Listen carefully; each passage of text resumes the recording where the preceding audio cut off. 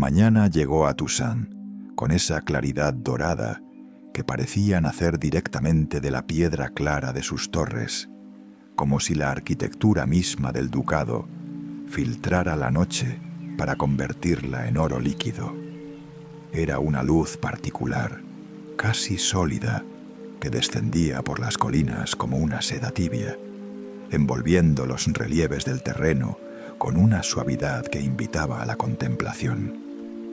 Rozaba los viñedos ordenados en hileras pacientes, cuyas vides, cargadas de racimos que aún soñaban con el lagar, parecían soldados en formación bajo el sol temprano. Encendía las hojas jóvenes con reflejos de esmeralda, haciendo que el rocío atrapado en los nervios de la planta brillara como cristal tallado.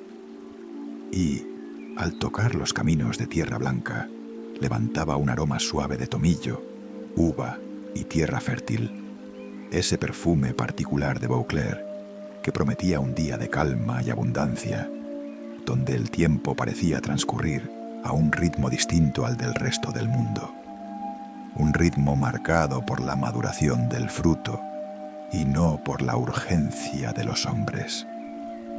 Desde la terraza más baja del palacio de Vauclair, allí donde los setos estaban recortados con la precisión de una caligrafía antigua y los senderos de grava crujían bajo los pies con un sonido rítmico, Mael se encontraba arrodillado. Para él, estar cerca del suelo no era una postura de servidumbre, sino de escucha. Se inclinó sobre un cantero de lirios y retiró una hoja seca con la misma delicadeza con la que otros tocarían una joya de la corona. No fue un tirón brusco. Sus dedos recorrieron primero el tallo para sentir la salud de la planta y luego, con un giro imperceptible, separó la parte marchita. Mael sabía que una hoja muerta en una planta sana no es solo un defecto estético, es un recuerdo del invierno que la planta ya no necesita cargar. Mael era un hombre de manos tranquilas, curtidas por el sol y el roce constante con la corteza, el mantillo y la savia. No era especialmente alto, pero poseía la solidez de un árbol joven. Sus hombros eran firmes, moldeados por años de trabajo al aire libre, cargando sacos de abono y podando ramas altas bajo el cielo cambiante de Toussaint. Su cabello oscuro empezaba a mostrar hebras de plata en las sienes, como si el tiempo hubiera decidido dejar su rastro de escarchas sobre él, aunque sus ojos conservaban una calma joven, profunda y serena, del color de la tierra mojada tras la lluvia de otoño. Para él, la jardinería no era un empleo, sino una conversación silenciosa con la vida que brota de la sombra. Había aprendido a lo largo de los años que las plantas no mienten. Si les das lo que necesitan, prosperan. Si las ignoras, se retiran hacia adentro, hacia la raíz, esperando tiempos mejores. Llevaba muchos años cuidando los jardines ducales de Vauclair. Conocía el momento exacto en que las magnolias deseaban poda, notando la tensión acumulada en sus tallos mucho antes de que las flores comenzaran a languidecer. Sabía dónde anidaban los mirlos en primavera y respetaba sus espacios con una complicidad silenciosa, sabiendo que el canto de un pájaro es el mejor indicador de que un jardín es saludable. Distinguía por el sutil sonido de las hojas al rozar entre sí con la brisa del norte, cuando una rama pedía agua y cuando simplemente pedía reposo para digerir la luz del sol. Él comprendía que un jardín es un organismo vivo que respira, y él se consideraba, más que un maestro, un humilde intérprete de sus necesidades. Por eso, cuando un paje vestido de azul y oro, los colores vibrantes de la casa ducal, apareció corriendo por el sendero de grava, Mael supo que no traía una tarea ordinaria. El sonido de los pasos apresurados del muchacho, que hacían saltar las pequeñas piedras blancas con un ruido metálico, rompía la sinfonía natural del jardín alertando a Mael mucho antes de que el joven siquiera abriera la boca. En Beauclair, nadie corría a menos que el protocolo se hubiera quebrado o que una nueva orden urgente descendiera de las altas estancias. «Maese Mael», dijo el muchacho, deteniéndose en seco y tratando de recuperar el aliento sin perder la dignidad que su uniforme de seda le exigía. «Se solicita vuestra presencia en la Galería Norte de inmediato. Es un asunto de la senescal y ha pedido que no os demoréis». Mael no hizo preguntas. Dejó la hoja seca en su cesta de mimbre. Con un movimiento pausado, se limpió las manos en el delantal de cuero que conservaba el aroma profundo de la savia, la humedad y el romero. Y siguió al paje. Caminaron entre fuentes que lanzaban chorros de plata al cielo, bajo pérgolas donde las glicinias colgaban en racimos pesados de color lila y rosaledas que exhalaban un perfume embriagador que parecía detener el pensamiento.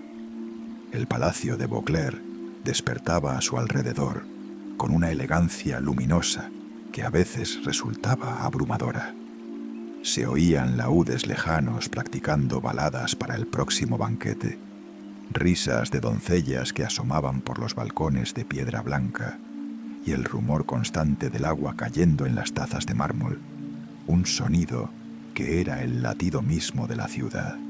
La Galería Norte era un espacio de transición, fresca y alargada, abierta hacia los jardines altos mediante arcos ojivales que enmarcaban el paisaje como si fueran cuadros vivos.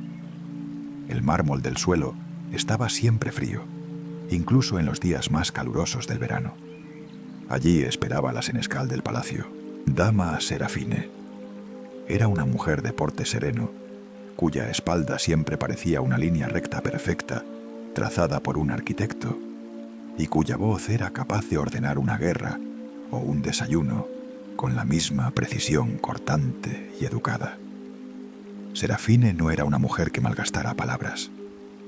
Veía el palacio como un mecanismo complejo, donde cada pieza, incluido el jardinero, debía cumplir su función con exactitud. Sostenía en sus manos un manojo de llaves antiguas que tintineaban suavemente con cada movimiento de su mano enguantada. No eran llaves de latón brillante como las que abrían los salones de baile. Eran llaves de hierro oscuro, casi negro, pesadas y trabajadas con dibujos intrincados que representaban hojas, espinas y zarcillos que parecían querer enredarse en los dedos de quien las sostenía. Tenían el peso de los secretos que se guardan durante generaciones bajo capas de olvido. «Mael», dijo ella sin preámbulos, sus ojos evaluando la calma del jardinero, como si buscara en él una resistencia que no encontraba. «Hay un encargo para vos, uno que requiere algo más que técnica.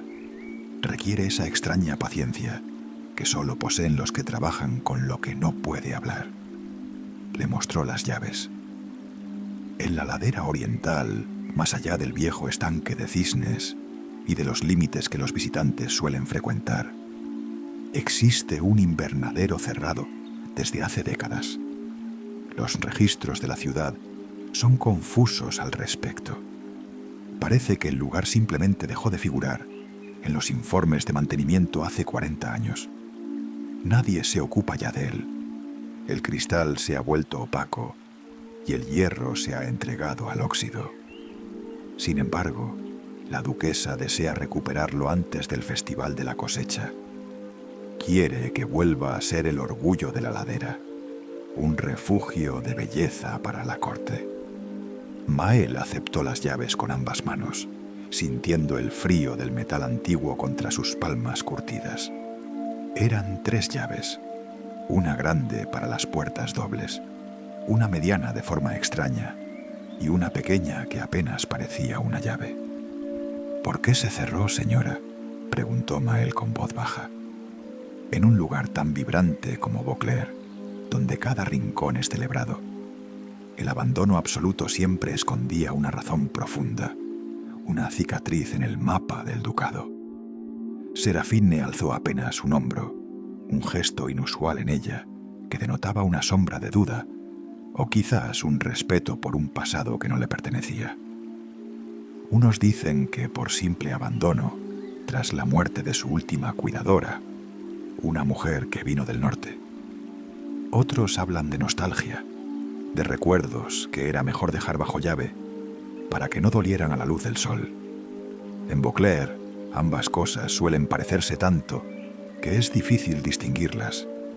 El dolor aquí se disfraza a menudo de olvido, pero se os ha elegido a vos, Mael, porque no solo hacéis crecer plantas, tenéis el don de hacer volver a respirar los lugares que han olvidado cómo hacerlo. Id allí, ved qué queda de aquel sueño y hacedlo despertar.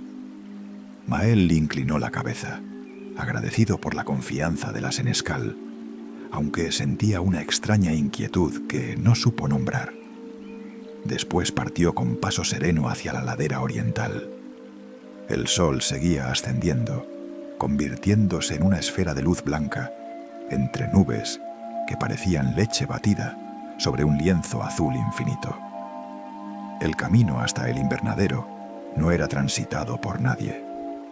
Las baldosas de piedra, que antaño fueron blancas y pulidas para el paseo de los nobles, estaban cubiertas ahora por una capa densa y mullida de musgo verde esmeralda que amortiguaba sus pasos de manera casi sobrenatural. Los setos habían crecido libres, perdiendo sus formas geométricas originales para convertirse en muros salvajes de vegetación que se cerraban sobre el sendero. Los rosales habían escapado de sus arcos de madera, que ya se habían podrido y caído, y se derramaban sobre senderos y estatuas de mármol, envolviéndolo todo en una maraña de espinas y pétalos pálidos que parecían susurrar al pasar. Parecía una zona del jardín que, cansada de la perfección impostada del palacio, hubiera decidido retirarse de la vista del mundo para soñar a solas. Mael avanzó apartando ramas con cuidado. A medida que se alejaba del palacio principal, el sonido de los laúdes y las risas desaparecía, sustituido por el zumbido de los insectos y el susurro del viento entre los sauces. Al cruzar el viejo estanque de cisnes, cuyas aguas estaban ahora cubiertas por una alfombra de nenúfares y hojas flotantes, donde las ranas reinaban en lugar de las aves reales, vio al fin la construcción. Se alzaba entre cipreses y laureles, medio escondida por una marea de rosas trepadoras que escalaban por los muros como si quisieran alcanzar el techo para beber directamente del sol. El cristal de sus paredes estaba empañado por años de polvo acumulado, polen de 1000 primaveras y el rastro de estaciones olvidadas. Algunas placas reflejaban el cielo azul con destellos cegadores que herían la vista. Otras guardaban una niebla gris que impedía ver el interior, creando un velo de misterio sobre lo que dormía dentro. La estructura de hierro blanco, ahora oxidada en los rincones donde la lluvia encontraba refugio, aún conservaba una gracia ligera, casi musical, una ligereza que desafiaba la gravedad. No parecía un lugar abandonado en el sentido triste de la palabra. No había olor a muerte, sino a espera. Parecía, más bien, una criatura en letargo, un ser vivo que había decidido contener la respiración hasta que llegara el toque adecuado. Mael se detuvo un momento y escuchó. Como jardinero, sabía que los lugares tienen voces distintas. La de lo vivo, que vibra con el trabajo de las abejas. La de lo marchito, que cruje bajo el peso del tiempo. Y la de lo dormido. Aquel lugar tenía la voz de algo dormido que aún soñaba intensamente con la primavera. Introdujo la llave mayor en la cerradura de la pesada puerta doble. Costó girarla. El metal, soldado por el tiempo, el óxido y el desuso, protestó con un gemido largo, agudo y metálico que resonó en todo el valle silencioso. Mael aplicó una presión constante y firme, sintiendo cómo el mecanismo cedía milímetro a milímetro. Después, con un crujido final, las puertas cedieron hacia adentro con una lenta exhalación de aire perfumado que golpeó el rostro de Mael como un suspiro contenido durante décadas. No era el olor rancio de la ruina o la humedad podrida de un sótano. Era un olor complejo, estratificado y profundo. Hojas antiguas que se habían convertido en tierra fina, madera seca de cedro que aún conservaba su esencia, pétalos guardados entre páginas de libros olvidados y una nota tenue, casi imperceptible pero persistente, de miel silvestre y resina. La luz entró tras él en columnas doradas, atravesando el aire lleno de partículas en suspensión y revelando la magnitud del interior. El espacio era mucho más grande de lo que prometía la fachada exterior, gracias a un diseño ingenioso de niveles y bancales. Caminos de mosaico de colores terrosos, ocres, verdes y terracotas, se curvaban entre bancales elevados de piedra tallada. Había mesas de cultivo de madera de roble que habían resistido el paso del tiempo, fuentes pequeñas de piedra que antes lanzaban chorros de agua y estanterías llenas de macetas de barro, vacías de todos los tamaños imaginables. En el techo, el cristal filtraba el sol en tonos verdes y ámbares suaves, como si el día estuviera atravesando el agua de un río muy claro y profundo. Y sin embargo, a pesar de los 40 años de encierro, el invernadero no estaba muerto. Había una vida obstinada que se negaba a desaparecer.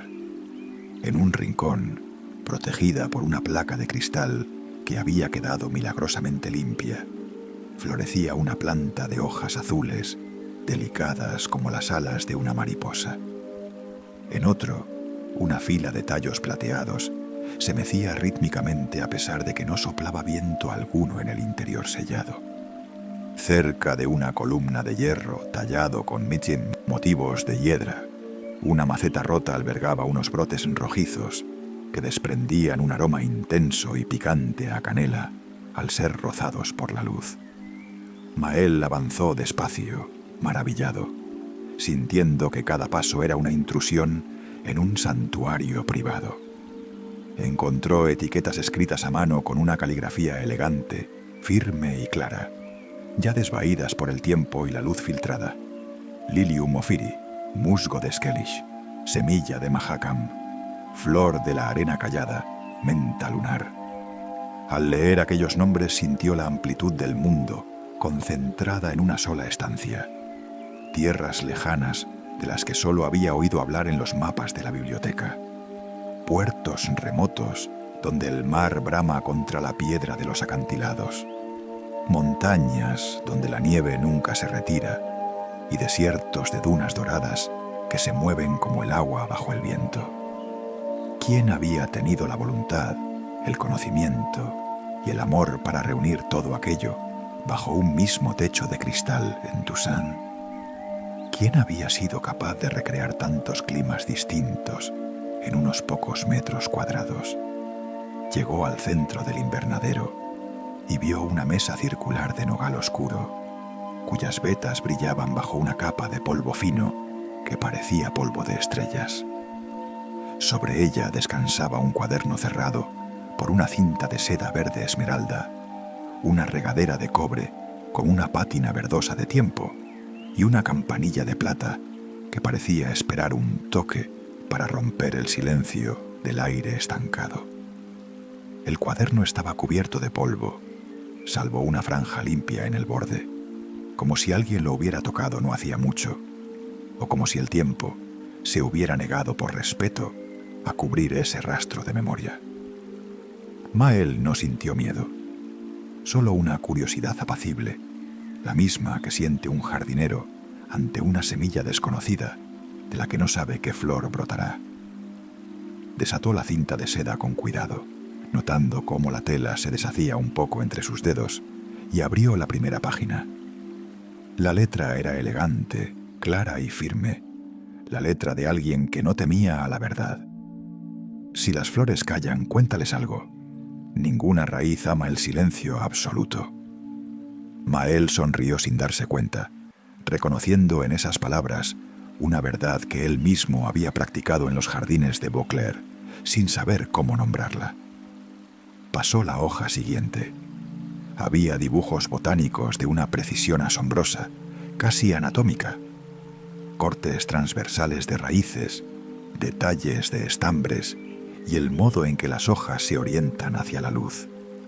Había notas detalladas de riego, fases de la luna para cada tipo de siembra, temperaturas ideales para que las semillas de otros continentes no murieran de nostalgia y recetas de abonos suaves hechos con algas, ceniza y cáscaras de huevo. Y entre todo ello, frases breves, pensamientos que parecían susurros capturados en el papel para que no se los llevara el viento. La rosa escucha mejor al atardecer, cuando el sol ya no la deslumbra. No mover la maceta de luz gris cuando llueve, pues sus raíces buscan el sonido del agua golpeando el cristal para saber que el mundo sigue vivo afuera.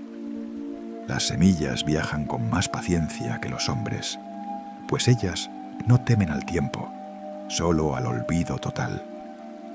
En la última línea visible de esa página, escrita con una tinta ligeramente más oscura que el resto, como si hubiera sido añadida después, se leía: la enredadera nocturna abrirá sus pétalos solo cuando oiga una historia dicha en voz baja y con una verdad que venga de lo más profundo.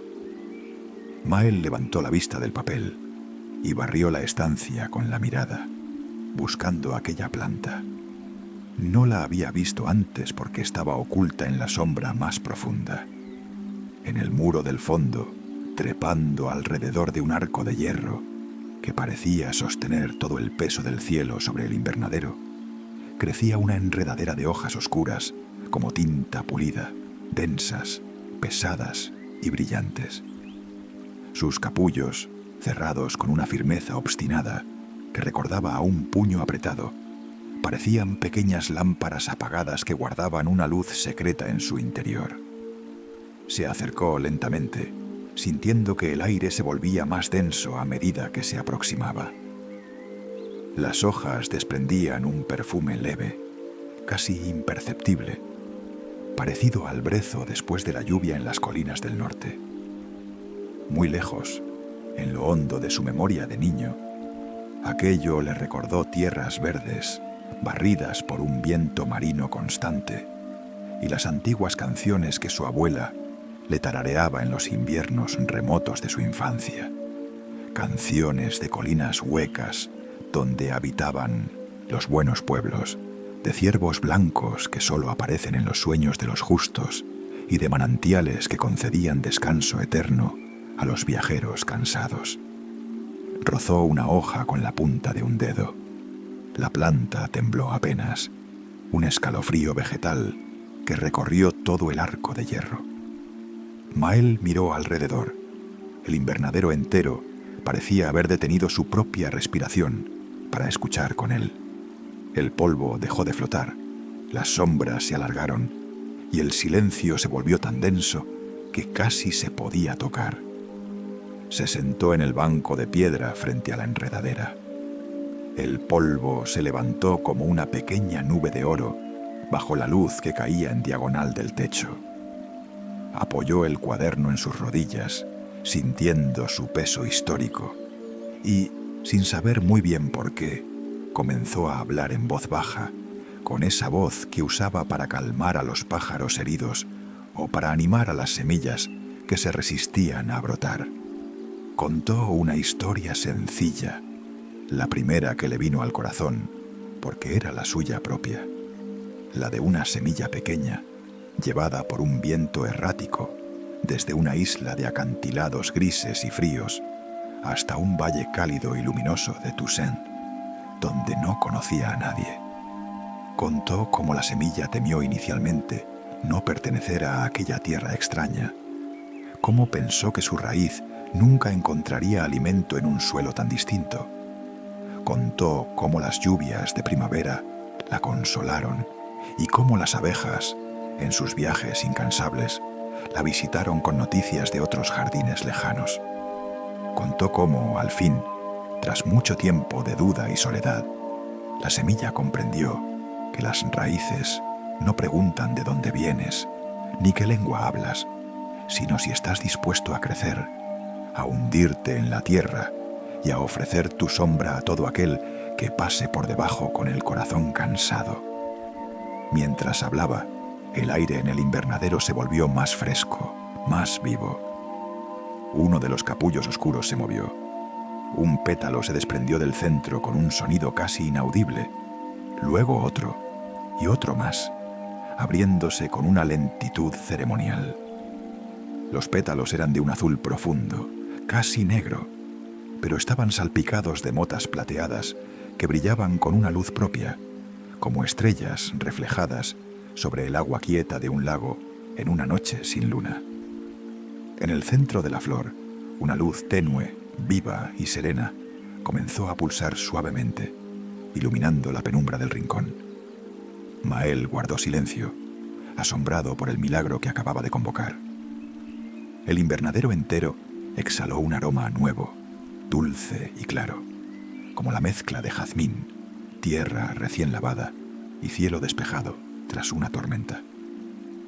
En el banco de piedra, justo a la derecha de su mano, apareció algo que antes no estaba allí. Una pequeña llave de bronce, brillante y notablemente tibia al tacto. Bajo ella, una nota escrita en la misma letra elegante del cuaderno rezaba: «Si has tenido la voz para hacer florecer la noche, tal vez tengas el corazón para encontrarme».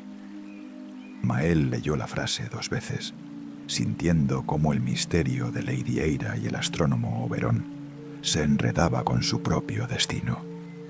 No sintió inquietud ni miedo, sino esa calma curiosa con la que se contempla una puerta que se abre en un sueño amable. Sabía que su trabajo en Beauclair acababa de cambiar para siempre. Ya no era solo un jardinero cuidando flores para una duquesa. Era el custodio de una historia que se negaba a morir. Mael permaneció sentado en el banco de piedra durante lo que pareció una eternidad suspendida, con la pequeña llave de bronce descansando en el hueco de su palma. El metal no era frío como el hierro de las puertas exteriores. Irradiaba una calidez constante, un pulso térmico que recordaba al de un ser vivo o al de una piedra que ha absorbido el sol de todo un solsticio. La giró despacio, observando cómo la luz azulada de las flores nocturnas arrancaba destellos cobrizos al bronce. Los grabados diminutos eran ahora más claros, espirales que se transformaban en nervaduras de hojas, nudos celtas que imitaban el entrelazado de las raíces bajo el suelo, y un pequeño ciervo tallado en el ojo de la llave que parecía estar en perpetuo movimiento. «Entonces, no es solo un jardín», susurró Mael al aire perfumado. «Es un mapa que espera ser leído». Se puso en pie con una resolución nueva. En los jardines, Mael había aprendido que la paciencia es una forma de respeto, pero que la acción oportuna es lo que separa a un bosque salvaje de un santuario. Comenzó por reclamar el espacio para la luz. Se dirigió a los grandes ventanales del ala este, donde la suciedad era más espesa. Con una vara de madera y mucha precaución, fue liberando los pestillos de bronce que la herrumbre había intentado soldar. Cada ventana que se abría emitía un quejido seco, como si el invernadero estuviera estirando sus extremidades tras un sueño de 40 años. El aire de Toussaint entró en oleadas, barriendo el estancamiento y agitando las hojas de los limoneros, que por un instante parecieron recuperar el brillo de su verde original. El sol, ahora más alto, comenzó a dibujar geometrías de luz sobre los senderos de mosaico. Mael tomó la escoba de ramas de abedul y comenzó a barrer las hojas muertas y el polvo acumulado. No era un trabajo de limpieza ordinario, lo hacía con la meticulosidad de un arqueólogo. Debajo de la capa de grisalla aparecieron los colores vibrantes de los azulejos, escenas de siembra, constelaciones que Mael no reconoció y dibujos de plantas que parecían extraídas de un sueño febril. Con agua de la cisterna exterior, que afortunadamente se mantenía limpia gracias a un sistema de filtrado de grava y carbón, comenzó a humedecer los bancales. El sonido del agua golpeando la tierra seca fue como el primer acorde de una sinfonía. Un chispazo de vida que hizo que el aroma a tierra fértil se intensificara hasta volverse casi embriagador. Mientras trabajaba, su mente regresaba constantemente al cuaderno de nogal. Recordó el símbolo de la espiral encerrada en un círculo. Se dirigió de nuevo al muro del fondo, donde los limoneros enanos montaban guardia. Eran 3, plantados en macetas de barro cocido con relieves de olas. Mael los observó con detenimiento. Los limoneros, a pesar del abandono, habían sobrevivido gracias a una pequeña filtración de agua del techo y a la asombrosa resistencia de su especie. Los movió con un esfuerzo calculado, cuidando de no dañar las ramas quebradizas. Detrás de la tercera maceta, la que estaba más cerca de la sombra de la enredadera, la pared de piedra no era uniforme. Retiró una celosía de madera podrida que se deshizo entre sus manos como si fuera ceniza.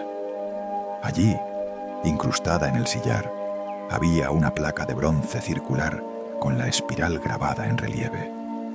Mael acercó la pequeña llave de bronce. Al encajarla en el centro de la espiral, sintió una vibración que le recorrió el brazo. No hubo necesidad de girarla con fuerza. El mecanismo, protegido del polvo por la misma placa, se activó con un sonido musical de contrapesos y poleas que se movían detrás de la piedra. Una sección del muro, de apenas 1 metro de ancho, se deslizó hacia atrás y luego hacia un lado, con una suavidad que desafiaba la pesadez de la roca. Al otro lado se abría una estancia redonda, una cámara oculta que el tiempo no había logrado tocar con sus dedos de moho. El aire allí era notablemente más fresco y seco, cargado con el aroma del sándalo y el papel viejo. Mael entró con la lámpara de aceite en alto y lo que vio lo dejó sin aliento. No era un almacén de herramientas ni un depósito de abonos. Era el santuario privado de Lady Eira y Oberon.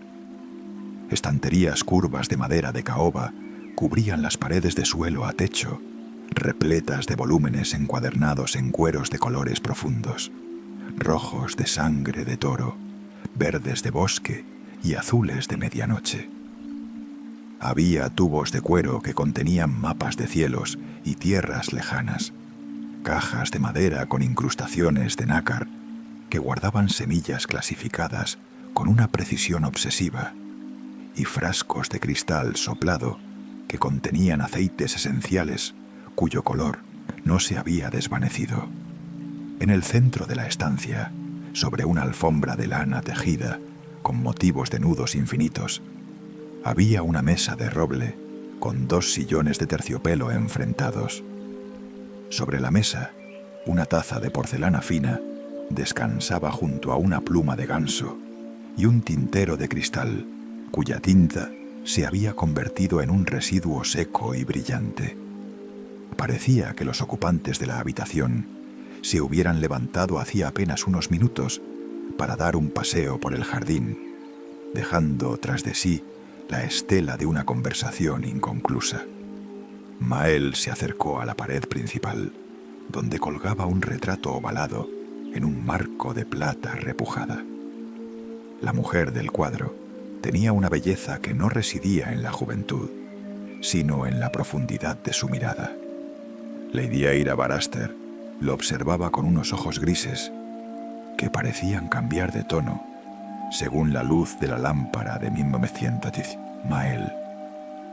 Tenía el cabello cobrizo recogido con una sencillez elegante y una media sonrisa que sugería que sabía algo que el resto del mundo ignoraba. En la placa inferior, grabada con letras pequeñas, se leía: Botánica de la corte y guardiana de lo que no se ve. Buscó en las estanterías hasta encontrar un libro de crónicas que no fuera de botánica. Halló un diario de cuero desgastado. Al abrirlo, las páginas crujieron. No era un registro de plantas, sino de sentimientos. Auberon dice que las estrellas son las flores del cielo y que las flores son las estrellas de la tierra. Hoy ha traído un cristal de Mahakam para el techo. Dice que filtrará la luz de la luna de tal manera que las semillas de Ofir creerán que están bajo el cielo de su desierto natal. A veces me asusta su ambición de recrear el universo en este pequeño rincón de Beauclair. Pero luego lo veo hablarle a los brotes de menta lunar y entiendo que su amor no conoce fronteras entre lo inmenso y lo minúsculo. Mael pasó las páginas con cuidado, encontrando más adelante una nota escrita con una caligrafía mucho más temblorosa, casi desesperada. El frío no se va de su pecho. Los médicos de la duquesa traen purgas y sangrías, pero yo sé que lo que Auberon necesita es el aire del valle de su infancia. Dice que hay una flor en las cumbres del norte que abre los pulmones y devuelve el color a la sangre. Mañana partirá. He preparado sus alforjas con semillas de esperanza y un poco de tierra de este invernadero para que nunca olvide el camino de regreso. Si él no vuelve, yo no podré seguir siendo la guardiana de un lugar que respira a través de sus ojos. Mael cerró el diario, sintiendo un nudo en la garganta. La historia de amor de Eira y Auberon no era solo un romance de corte. Era el cimiento mismo de la estructura de cristal que lo rodeaba. Cada viga de hierro, cada placa de vidrio y cada raíz de aquel lugar estaba impregnada de la esperanza de una curación que, a juzgar por el abandono, nunca llegó. Salió de la cámara secreta y cerró el muro, necesitando el aire abierto del invernadero para procesar lo que había leído. El sol ya empezaba a descender, tiñendo el cristal de tonos anaranjados y purpúreos. Fue entonces cuando escuchó el sonido de pasos sobre la grava exterior. No eran los pasos ligeros del paje, sino un caminar rítmico, firme y pausado, acompañado por el golpe seco de un bastón sobre la piedra. Mael se dirigió a la puerta. Allí, enmarcada por el arco de rosas trepadoras, estaba la anciana. Vestía un mantón de lana verde tan oscuro que casi parecía negro bajo la luz del crepúsculo. Su rostro era un mapa de arrugas que convergían en unos ojos de un azul tan pálido que resultaban casi traslúcidos. Llevaba un bastón de avellano pulido por el uso y una cesta de mimbre de la que asomaba el aroma inconfundible del pan recién horneado y el hinojo silvestre. «Buenas horas, jardinero», dijo ella, y su voz sonó como el roce de las hojas secas en otoño. «Veo que has encontrado la manera de que el hierro deje de llorar óxido». Mael la saludó con una inclinación de cabeza. «He hecho lo que he podido, señora». El lugar tenía ganas de abrirse. La anciana entró en el invernadero sin pedir permiso, pero lo hizo con una reverencia natural, como quien entra en una catedral. Se detuvo ante la fuente silenciosa y luego ante los limoneros. Sus dedos, largos y nudosos, como raíces de roble, acariciaron las hojas con una familiaridad que asombró a Mael. «¿La conocisteis?», preguntó él, sabiendo que no necesitaba especificar a quién se refería. «Fui su sombra y su espejo durante muchos veranos», respondió la mujer, a quien el jardinero conocería como Branna. «Yo traía las hierbas del bosque que ella no podía cultivar aquí. y ella me enseñaba el nombre de las estrellas que su astrónomo cazaba con sus lentes de cristal. Eira no era de Toussaint. Ella traía el frío del norte en la sangre y la luz del sur en los ojos. Cuando Oberon se perdió en la nieve, ella se convirtió en una planta sin agua. Intentó seguir adelante, lo intentó durante años, pero este lugar es demasiado grande para un corazón que se ha quedado a la mitad. Se sentaron en el banco de piedra. Branna abrió su cesta y sacó una hogaza de pan de avena todavía tibia. La partió con las manos y le ofreció un trozo a Mael. El sabor era rústico, honesto y lleno de la fuerza de la tierra. Ella no se fue porque dejara de amar este lugar, continuó Branna mirando hacia la cámara secreta, aunque el muro estaba cerrado. Se fue porque el invernadero le recordaba cada segundo lo que ya no tenía. Me dijo: Branna, los jardines también necesitan dormir para olvidar el invierno. Y así lo hizo. Cerró las puertas, me entregó las llaves que luego terminaron en manos de la senescal y se marchó hacia las montañas. ¿Sigue viva?, preguntó Mael con una urgencia que lo sorprendió a sí mismo. Branna sonrió, una sonrisa enigmática que no confirmaba ni desmentía nada. En el norte, muchacho, la muerte y la vida no están tan separadas como aquí. A veces, para seguir vivo, uno tiene que desaparecer un poco. Ella buscaba el valle de Glenkerwin. Decía que allí la bruma es tan espesa que puede ocultar el dolor hasta que éste se convierte en musgo. Mael recordó el mapa proyectado por su memoria tras leer el cuaderno. La ruta que el astrolabio del techo, que aún colgaba inmóvil, parecía sugerir. ¿Cómo es ese valle? Es un lugar donde el tiempo no corre, sino que florece, dijo Branna, poniéndose en pie con un esfuerzo que su bastón ayudó a disimular. Mañana volveré con abono de brezo y algunas semillas de pradera. Si vas a despertar este jardín del todo, necesitarás más que historias. Necesitarás la paciencia de las piedras y la terquedad del agua. Antes de irse, la anciana se detuvo ante la enredadera nocturna. Las flores azules ya se habían cerrado completamente, esperando la siguiente narración. Cuéntale algo más esta noche, jardinero. Cuéntale sobre el camino que aún no has recorrido. Las plantas no solo escuchan el pasado, también sueñan con el futuro. Branna se alejó por el sendero de grava, fundiéndose con las sombras alargadas de los cipreses. Mael se quedó solo en la penumbra del invernadero.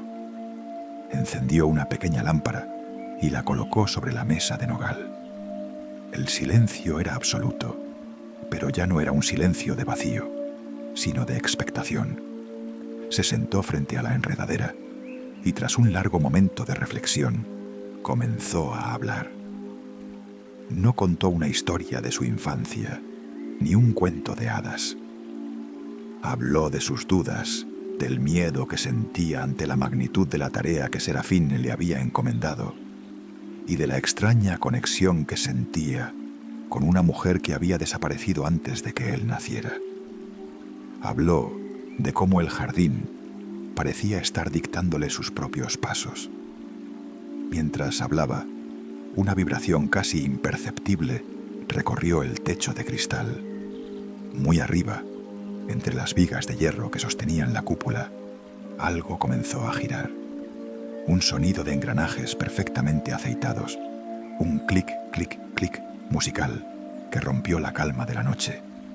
Mael alzó la mirada y vio cómo el gran astrolabio, la joya mecánica de Oberon, comenzaba a descender lentamente desde las sombras, como una araña dorada bajando por su hilo de seda, trayendo consigo el mapa de las estrellas y el secreto del camino hacia el norte.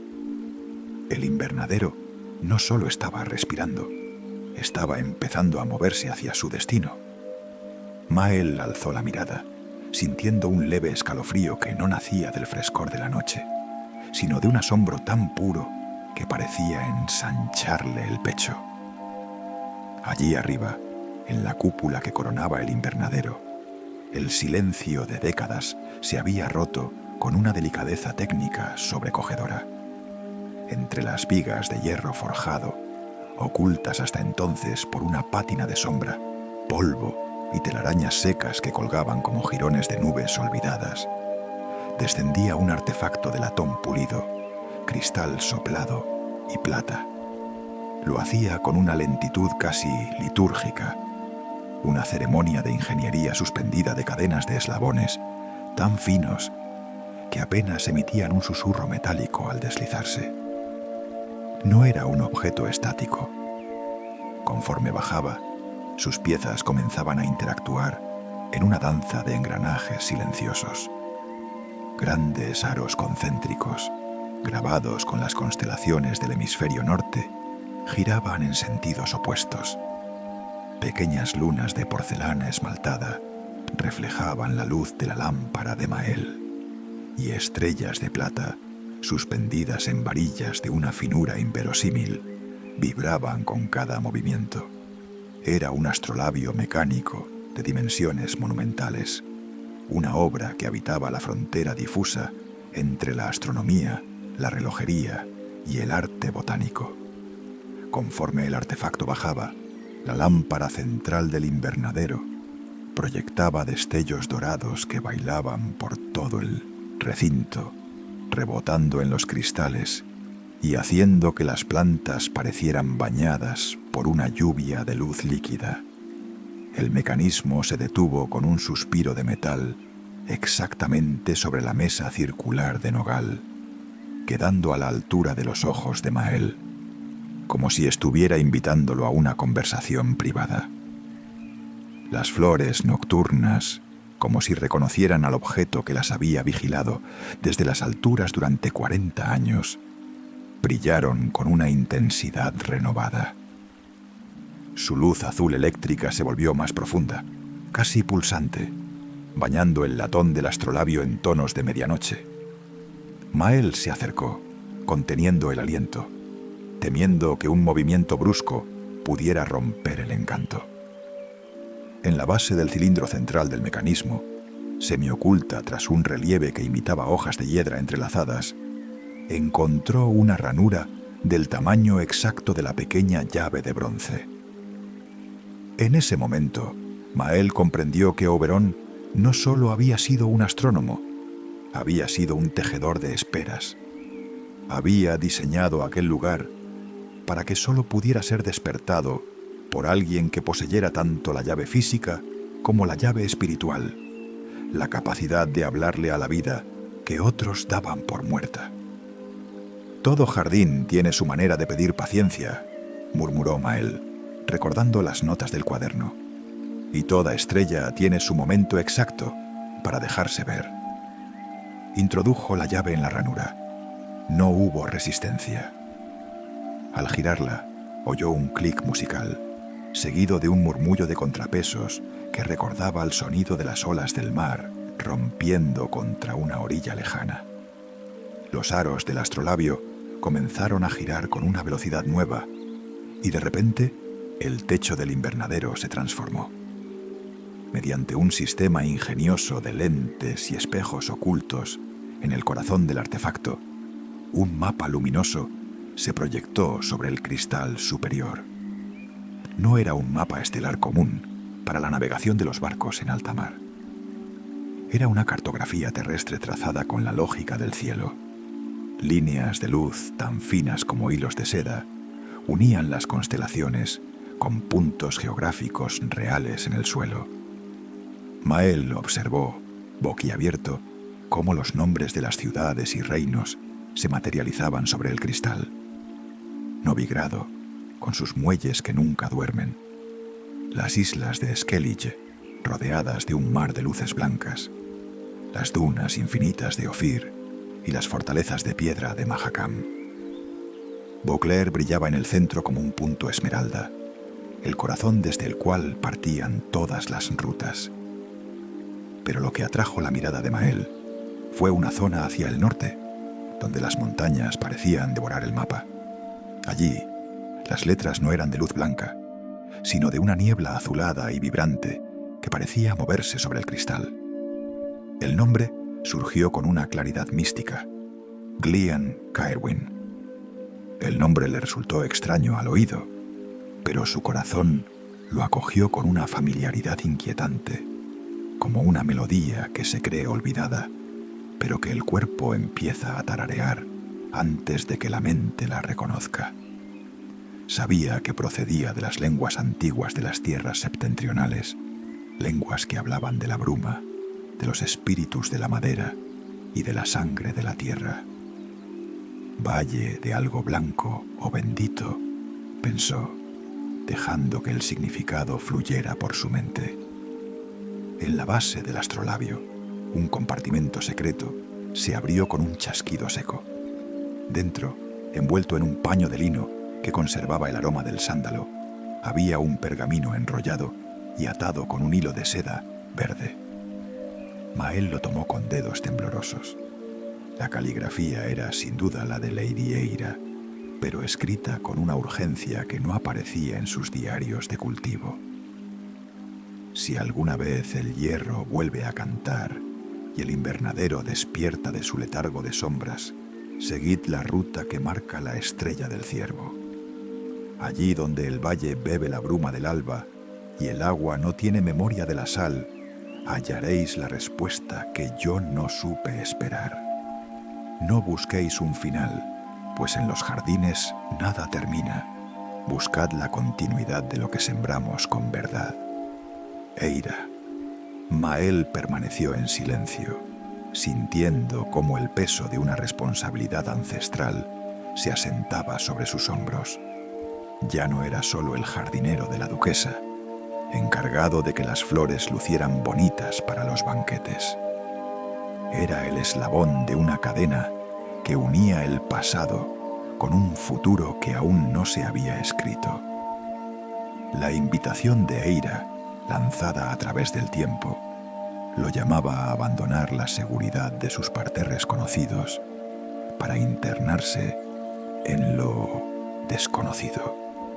Pasó el resto de la noche sentado bajo el mapa estelar, observando cómo las luces giraban lentamente, acompañando el movimiento real de la bóveda celeste. Conforme el alba empezaba a clarear el cielo de Toussaint, el mecanismo del astrolabio comenzó a retraerse. Las luces se apagaron una a una, los aros recuperaron su inmovilidad y el artefacto volvió a subir hacia las sombras del techo, ocultándose de nuevo entre las vigas. El invernadero regresó a su quietud habitual, pero el aire se sentía distinto. Estaba cargado de un propósito eléctrico. A la mañana siguiente, cuando el primer paje aún no había abierto los postigos del palacio, Branna ya estaba allí. No entró por la puerta principal, sino que parecía haber brotado de entre los cipreses de la entrada. Traía consigo una carretilla de madera cargada con sacos de arpillera y herramientas de aspecto tosco, pero bien cuidadas. «Tienes cara de haber estado hablando con las estrellas, jardinero», dijo ella, clavando su bastón de avellano en la grava. Mael le mostró el pergamino. Branna lo leyó sin prisa, y por primera vez el jardinero vio una sombra de verdadera emoción cruzar el rostro de la anciana. Sus dedos, nudos de piel y experiencia, recorrieron la firma de Eira con una reverencia que rozaba lo sagrado. Glenn Caerwyn, susurró, y el nombre pareció cobrar una vida física en el aire. Hacía 40 inviernos que no oía ese nombre dicho con la intención de ser buscado. ¿Existe realmente ese valle, Branna? ¿O es solo el nombre de una nostalgia?, preguntó Mael. Branna se sentó en el banco de piedra y suspiró. Algunas cosas existen más intensamente cuando se dejan de ver, muchacho. Pero sí, el valle es tan real como esta tierra que pisamos. Está escondido en los pliegues de las montañas del norte, allí donde los pasos altos se cansan de subir y se abren en un cuenco de verdor eterno. Dicen que allí llegaron gentes de costas olvidadas mucho antes de que el primer duque de Toussaint soñara con plantar una viña. Conservan canciones que no tienen letra, solo música que imita el viento, y jardines que se plantan siguiendo el ritmo de las mareas estelares. Eira nació allí, bajo una luna de invierno, y trajo consigo el secreto de cómo hacer que la tierra hable. Ella me pide que vaya, me pide que busque una respuesta. Ella te pide que completes el círculo, corrigió Branna, clavando sus ojos azul pálido en los de Mael. Eira y Auberon intentaron traer el cielo a la tierra en este invernadero, pero el destino les cortó las manos antes de tiempo. Ella regresó a su valle buscando el silencio, pero dejó este mecanismo como un faro. Si el faro se ha encendido, es porque el valle está listo para devolver lo que ella se llevó. Durante los días siguientes, el trabajo en el invernadero cambió. Bajo la dirección de Branna, Mael no solo limpiaba y regaba, aprendía la alquimia de las plantas del norte. Branna le enseñó a mezclar el compost de brezo con ceniza de roble para crear una tierra que recordara a las montañas. Le enseñó a podar no para dar forma, sino para dirigir la energía de la savia hacia el corazón del tallo. Un jardín en Beauclair es una joya, le decía ella mientras trabajaban. Pero un jardín en el norte es una armadura. Allí las flores no compiten por la belleza, sino por la supervivencia. Si vas a ir allí, debes aprender a mirar como miran ellos, con la paciencia de la roca. Mael pasaba las tardes estudiando los libros de la cámara secreta, memorizando las rutas que Auberon había trazado. Aprendió sobre la estrella del ciervo, una constelación que solo se volvía visible cuando el aire era lo suficientemente frío y limpio y que servía de brújula para los que buscaban los valles ocultos. También aprendió sobre la botánica del dolor, plantas que solo florecen tras un incendio o semillas que necesitan pasar por el estómago de un animal para poder germinar. Comprendió que la vida de Eira y Auberon había estado marcada por esas mismas leyes. Su amor había necesitado del invierno para mostrar su verdadera fuerza. Una tarde, mientras Mael reparaba un cristal roto de la cúpula, Dama Serafine apareció de nuevo. Esta vez no venía con órdenes cortantes, sino con una curiosidad que intentaba disfrazar de inspección administrativa. Recorrió el lugar observando los cambios. Las mesas limpias, los canales de agua fluyendo de nuevo y, sobre todo, el aura de orden y vida que emanaba de cada rincón.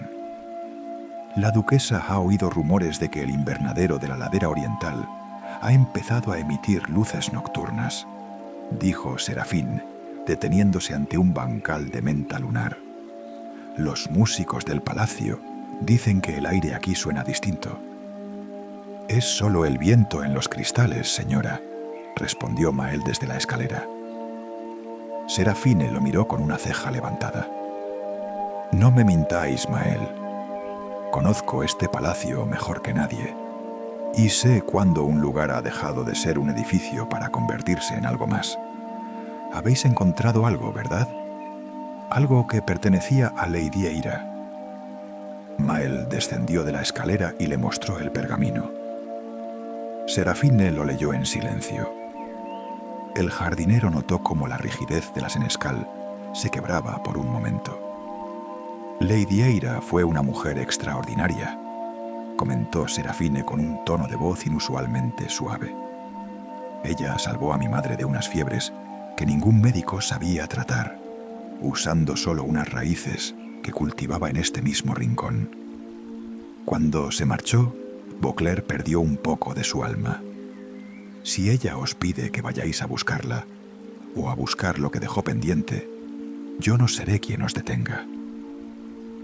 ¿Me dais permiso para partir?, preguntó Mael asombrado. Toussaint tiene miles de jardineros, respondió Serafine recuperando su tono habitual. Pero solo tiene un custodio del invernadero de cristal. Id al norte, Mael. Buscad ese valle. Si encontráis a Lady Eira, decidle que Beauclerc aún recuerda su nombre. Os daré 2 semanas oficiales de permiso, y si necesitáis más, diré que estáis buscando una especie rara de orquídea para el banquete de la cosecha. Pero volved. No permitáis que este lugar se vuelva a dormir. La preparación para el viaje fue una lección más de Branagh. Ella no le permitió llevar mapas de la corte ni instrumentos de navegación modernos. Si usas los ojos de la razón, nunca verás la estrella del ciervo, le advirtió. Debes llevar solo lo esencial, tus herramientas de poda, una manta de lana, pan de avena y este secreto. Sacó de su cesta una pequeña flauta tallada en madera de serval. Era tosca, con los agujeros un poco irregulares, pero al tacto se sentía vibrante. Esta madera fue cortada en el valle de Glean Caerwyn hace 100 años, explicó Branagh. No es para tocar música de taberna. Si te pierdes en la bruma, o si el bosque del norte intenta cerrarse sobre ti, sopla una nota clara. No será tu voz la que suene, sino la del valle llamándote de vuelta. Mael aceptó la flauta con la misma reverencia con la que había aceptado las llaves. Los últimos días en el invernadero fueron de una intensidad febril. Mael dejó instrucciones detalladas a un joven ayudante sobre el riego de las plantas más delicadas, pero sabía en su interior que Branagh sería la verdadera guardiana durante su ausencia. La noche antes de partir, Mael se quedó solo en el invernadero. No encendió lámparas. Dejó que la luz de la luna filtrada por el cristal, que ahora brillaba inmaculado, iluminara los senderos. Se despidió de cada planta, tocando las hojas de los limoneros, las flores azules de la enredadera y los brotes de canela.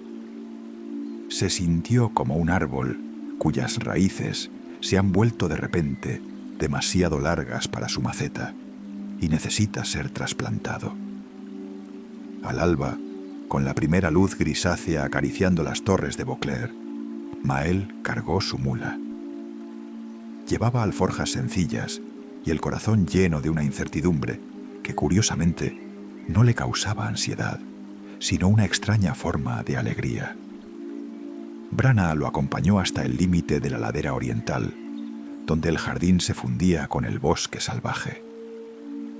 «Recuerda, jardinero», le dijo ella mientras él montaba. «En el norte, las plantas no crecen hacia arriba buscando el sol, crecen hacia adentro buscando la verdad. No busques con la vista, busca con las manos. Si la tierra está tibia, es que vas por buen camino». Mael asintió, espoleó suavemente a la mula y comenzó su viaje hacia las montañas, dejando atrás el palacio de cristal y mármol. Mientras se alejaba, el sonido de las campanas de Beauclerc anunciaba el inicio de un nuevo día, pero para Mael, el tiempo de Toussaint ya no era el suyo. Él ahora caminaba al compás de una música más antigua, la música de los valles ocultos y las estrellas que cuidan de las raíces. El camino hacia el norte se abría ante él como un libro, cuyas páginas estaban hechas de roca, niebla y promesas. Sabía que el viaje no solo lo llevaría a través de la geografía del continente, sino a través de la geografía de su propia alma. Por primera vez en su vida, Mael no sabía qué flor encontraría al final de su camino, y esa era precisamente la razón por la que tenía que seguir adelante. Los caminos de Toussaint se extendían ante Mael como cintas de luz tejidas entre la tierra y el cielo.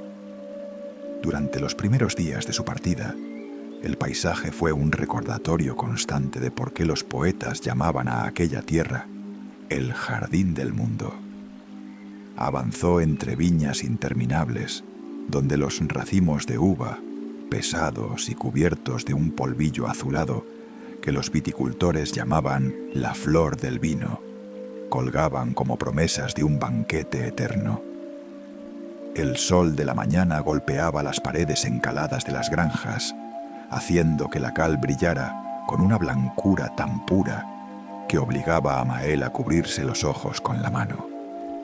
Mael no tenía prisa. Un jardinero sabe que el camino, al igual que el crecimiento de un roble, tiene su propio ritmo interno que no puede ser forzado. Saludó a los pastores que conducían rebaños de ovejas de lana densa por las cañadas, compartiendo con ellos la sombra de los fresnos al mediodía. En las tardes se detenía en pequeñas capillas blancas, monumentos a la soledad y la fe, donde el aire olía a cera de abejas y a piedra fría que nunca veía el sol. Compartió su pan y su queso con carreteros de manos curtidas, hombres que hablaban de ferias lejanas y de cómo el precio del grano fluctuaba con el humor caprichoso de los duques. Una noche, bajo un olivo milenario cuya corteza parecía el rostro de un gigante cansado, durmió junto a una fuente donde el agua brotaba con un murmullo que imitaba el lenguaje de las piedras. El agua allí era tan fría que le dolió en los dientes, pero sabía a pureza, a algo que no había sido tocado por la mano del hombre. A medida que los días pasaban y su mula ganaba leguas hacia el norte, el paisaje comenzó a mudar de piel. La claridad dorada de Vauclair fue sustituida gradualmente por una luz más tamizada, más grisácea, como si el cielo estuviera filtrado por una gasa de nubes persistentes que bajaban de las montañas. Las colinas suaves se transformaron en crestas de piedra caliza, y los viñedos dieron paso a bosques profundos y solemnes, de robles, hayas y fresnos. Aquí, las copas de los árboles se entrelazaban con tal densidad que el suelo vivía en una penumbra perpetua, alfombrado por una capa de hojas muertas que amortiguaba el sonido de las pezuñas de la mula. El aire se volvió más pesado, cargado con el aliento húmedo de la tierra negra y el aroma de los hongos que crecían en la sombra eterna. Las aldeas que encontraba ahora no tenían la elegancia luminosa de Toussaint.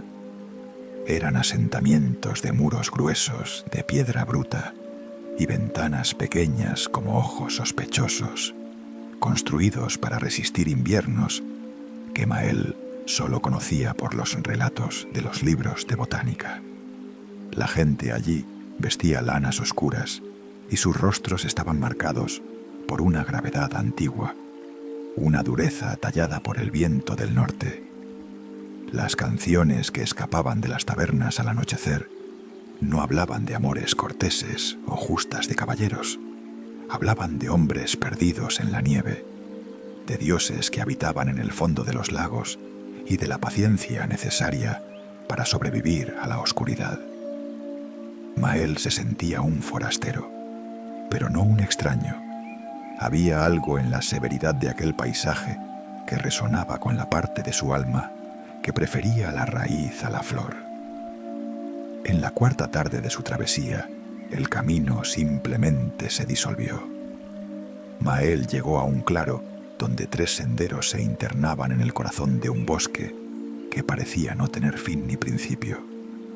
No había carteles, ni hitos, ni huellas frescas que indicaran el paso de otros viajeros. El silencio era tan absoluto que podía oír el latido de su propio corazón y el crujido del cuero de su silla de montar. El aire era frío y olía a nieve vieja y a resina de pino. Mael detuvo a la mula y permaneció inmóvil, observando cómo la niebla empezaba a reptar entre los troncos de los árboles como dedos largos y pálidos. Sacó el pergamino de Eira, pero la estrella del ciervo era un secreto que solo el cielo nocturno conocía, y el cielo ahora estaba cubierto por un manto de nubes plomizas.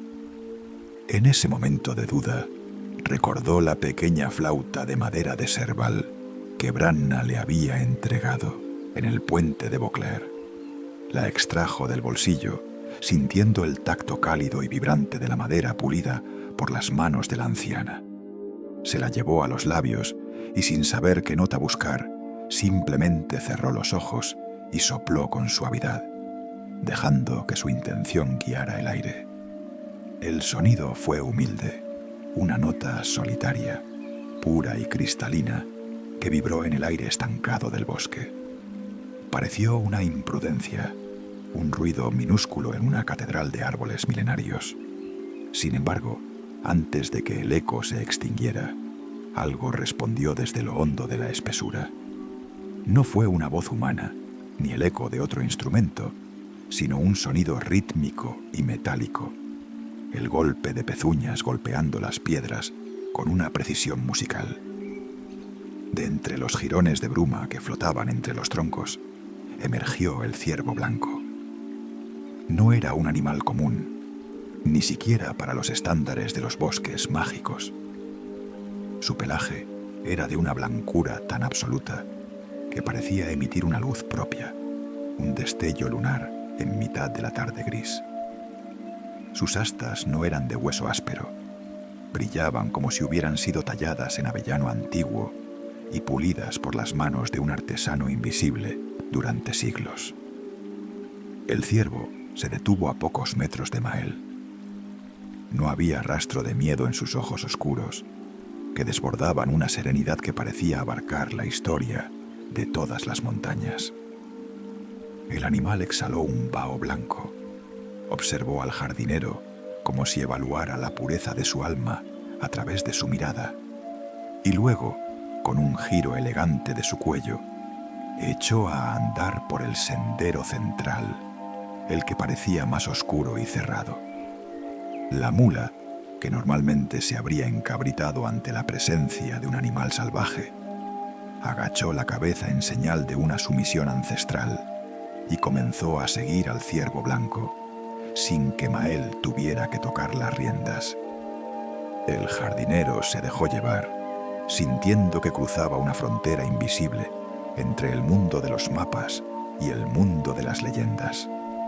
El bosque se volvió más denso y extraño a cada paso.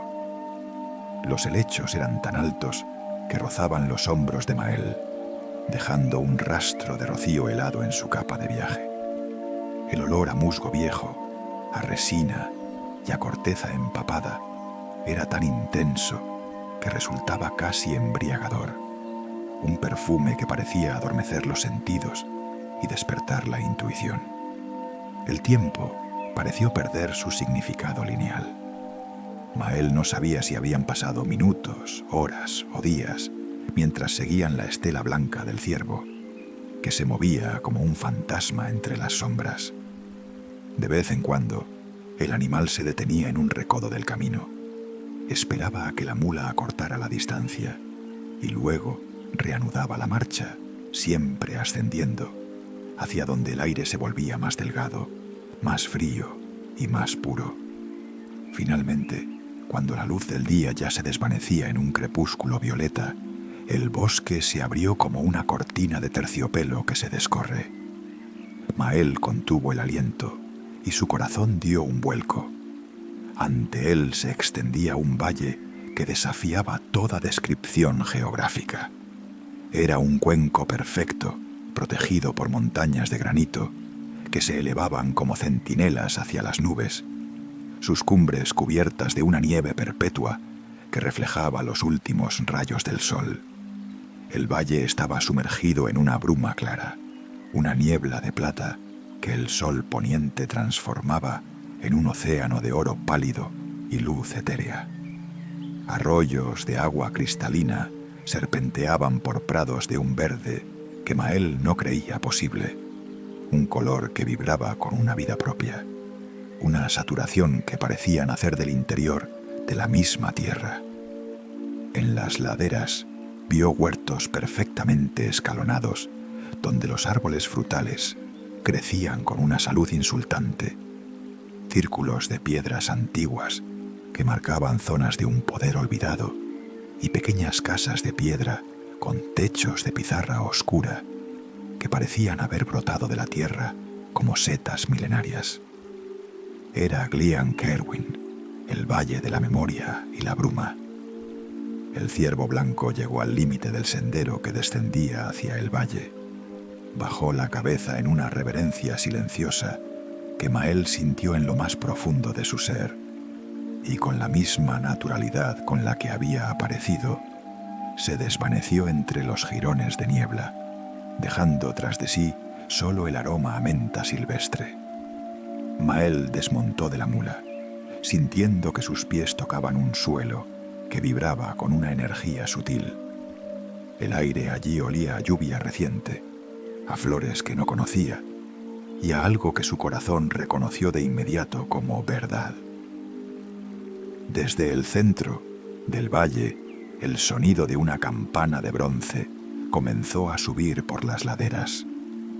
No era una llamada a la oración, sino una llamada al hogar, un sonido cálido y profundo que parecía abrazar todo el paisaje. Y por el camino principal de la aldea, caminando con la parsimonia de quien sabe que el tiempo es un círculo y no una línea, avanzaba una figura familiar envuelta en un mantón verde oscuro. ¿Brana?, murmuró Mael, asombrado hasta la médula. La anciana se acercó, apoyada en su bastón de avellano. Bajo la luz del crepúsculo, su cabello blanco parecía capturar la luz de las primeras estrellas, brillando con una intensidad que la hacía parecer una aparición. «Has tardado menos de lo que esperaba, jardinero», dijo ella, con esa chispa de humor eterno y sabiduría en los ojos azul pálido. «Pero supongo que el ciervo blanco siempre elige el paso más firme para los que traen el corazón lleno de historias».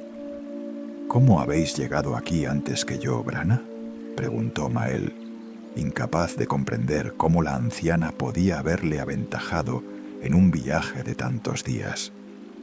«Salí de Beauclair hace más de una semana». «Hay caminos que no pasan por los mapas de los hombres, Mael», respondió Brana, echando a andar hacia el pueblo con una agilidad que no mostraba en el palacio. «Hay senderos que se abren solo cuando el deseo de llegar es más fuerte que el miedo a perderse. Yo simplemente recordé el camino un poco más rápido que tú, porque mis raíces ya estaban aquí esperándome». Mael la siguió, guiando a su mula por las estrechas calles de la aldea. Las casas de Glen Cærwyn estaban construidas con una armonía orgánica que recordaba a las plantas. La piedra, el musgo y la madera de roble parecían estar entrelazados por una voluntad superior. En los muros de las casas y en los dinteles de las puertas vio grabados con una precisión maestra los mismos símbolos que decoraban la llave de bronce y el astrolabio de Oberon. Espirales infinitas, nudos de vida y representaciones de una naturaleza sagrada. La gente de la aldea salía a sus umbrales para verlo pasar. No había rastro de la desconfianza del norte en sus miradas, sino una curiosidad benevolente, una aceptación silenciosa. «Aquí no somos muchos», explicó Brana mientras cruzaban un pequeño puente de piedra sobre un arroyo. «Pero todos sabemos que cuando alguien llega siguiendo la estrella del ciervo y trayendo la nota de la flauta de Serval, es porque trae consigo una parte de nuestro pasado que creíamos que el viento del sur se había llevado para siempre». Llegaron a la colina central, el punto más alto del valle, donde la bruma se volvía más tenue. Allí, rodeado por un muro de piedras redondeadas y cubiertas de un musgo esmeralda que parecía brillar con luz propia, se encontraba el jardín de Eira. No era un jardín de exhibición como los laberintos geométricos de Beauclair. Era un santuario botánico, un lugar donde cada planta parecía estar en el lugar exacto que la naturaleza le había asignado. Dentro El aire era tan quieto que se podía oír el crecimiento de la hierba.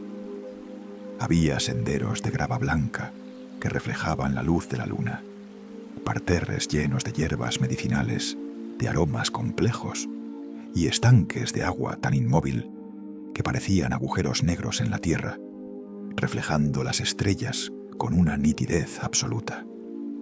En el centro exacto del jardín crecía el gran roble. Sus raíces se hundían tan profundamente en la colina que se decía que bebían del corazón del mundo, y sus ramas se extendían como una bóveda protectora que filtraba la luz estelar. Bajo su sombra, una mujer trabajaba la tierra con una azada de madera y plata. Mael se detuvo en seco. No era la anciana marchita y quebradiza que el paso de 40 años le había hecho imaginar. Era una mujer que parecía haber detenido el tiempo en un punto de madurez radiante, una plenitud que desafiaba la vejez. Su cabello cobrizo estaba recogido en una trenza gruesa que caía sobre su espalda como una cascada de fuego frío, y sus ojos grises tenían la profundidad insondable de los lagos de alta montaña. Vestía con una sencillez funcional, con un delantal de lino manchado por la labor diaria, y sus manos, al igual que las de Mael, estaban cubiertas por la tierra negra y fértil del valle. Lady Eira Varaster se puso en pie lentamente, con una gracia que recordaba al movimiento de los juncos al borde del agua. Miró a Mael y, por un instante, el jardinero sintió que ella estaba leyendo toda su vida, cada esfuerzo, cada duda, cada planta que había podado con amor y cada historia que había susurrado a la enredadera nocturna en la soledad de Beauclair. «Maese Mael», dijo ella, y su voz tuvo el efecto de un bálsamo milagroso sobre el cansancio del jardinero. «Gracias por cuidar de mi casa, mientras yo no encontraba el valor para regresar». Mael inclinó la cabeza con una reverencia que nacía del respeto más profundo, sintiendo que las palabras se le atascaban en la garganta por la emoción. «Milady, el invernadero os ha echado de menos en cada rincón. Ha guardado vuestro nombre en cada hoja y vuestra memoria en cada cristal. No he sido yo quien lo ha cuidado, ha sido el lugar el que me ha guiado a mí». Eira se acercó, rompiendo la distancia con una naturalidad asombrosa, y puso una mano tibia sobre el antebrazo de Mael. Sus dedos tenían el aroma de la salvia y la tierra viva. «Los jardines nunca olvidan a quienes los aman de verdad, Mael. Branna me envió noticias vuestras a través del viento. Me dijo que habíais tenido la voz y la verdad necesarias para hacer florecer la noche. Eso requiere una honestidad que pocos hombres conservan después de vivir en la corte de palacio. Venid, entrad en mi casa. El viaje ha sido largo y el aire del valle empieza a enfriar los huesos». Cenaron en una pequeña casa de piedra construida en el límite del jardín. La estancia era cálida y acogedora, iluminada por el fuego de una chimenea de piedra, donde los troncos de roble ardían con una llama azulada. Las paredes estaban cubiertas de estanterías llenas de libros, herbarios y frascos con semillas de todas las formas imaginables. Eira escuchó cada detalle del relato de Mael con una atención absoluta, como si sus palabras fueran tesoros que ella fuera clasificando en su mente. Le preguntó por los limoneros, por la salud de las rosas trepadoras, por la senescal Serafín y, con una sombra de tristeza en los ojos, por el astrolabio que Oberón había construido para que ellos nunca se perdieran, ni en la tierra ni en el cielo.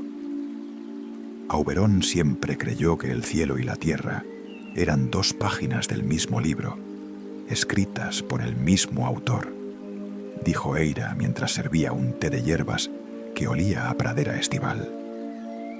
Él miraba las estrellas para entender los ciclos de las raíces, y yo cuidaba las raíces para comprender el destino de las estrellas. Este valle, Mael, es el lugar donde ambos mundos se tocan físicamente. Aquí la bruma no es agua, es memoria suspendida. Mael le entregó el pergamino que había encontrado en el compartimento secreto del astrolabio. Eira lo tomó con una delicadeza extrema, sus dedos acariciando la tinta como si fuera la piel de un ser querido. Lo escribí la noche antes de partir de Beauclair, hace ya una eternidad, confesó ella con la vista perdida en las llamas. Sentía que estaba abandonando mi alma entre aquellas paredes de cristal, pero el dolor allí se había vuelto demasiado denso, demasiado real. Auberon no regresó de las cumbres, y yo me quedé esperando un milagro que no llegó.